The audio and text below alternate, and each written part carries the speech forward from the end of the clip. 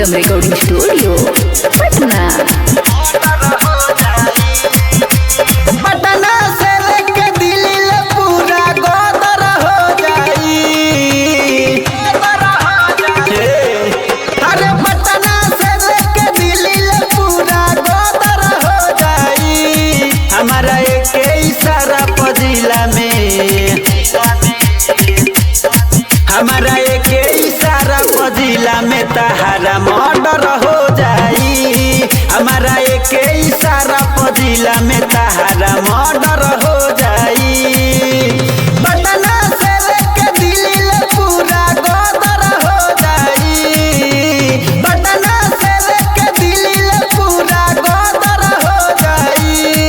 हमारा एक इशारा पजिला में,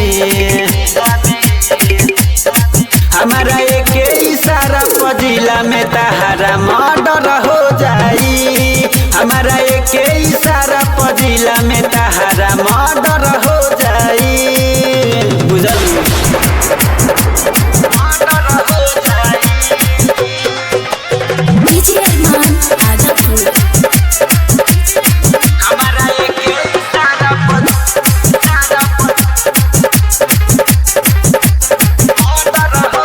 होई बदमाश विश्वास कर बतिया, डर जनी जान तू बना लो संहतिया। हे जान होई बदमाश विश्वास कर बतिया, डर जनी जान तू बना लो संहतिया। नमवे हमारी दवाई लेखा असर हो जाई। नमवे हमारी दवाई लेखा असर हो जाई। हमारा एक इशारा पजिला में,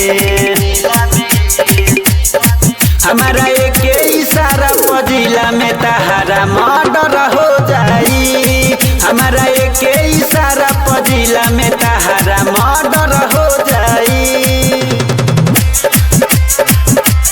मर्डर हो जाई। डीजे अरमान आजमपुर। हमारा एक इशारा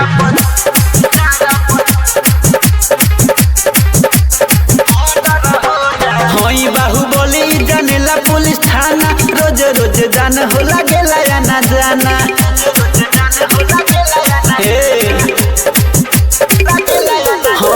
होई बाहुबली जानेला पुलिस थाना, रोज रोज जान लागो रहे या ना जाना। सनकी जे बुलेटवा सब भगदर हो जाई। सनकी जे बुलेटवा सब भगदर हो जाई। हमारा एक इशारा पजिला में, हमारा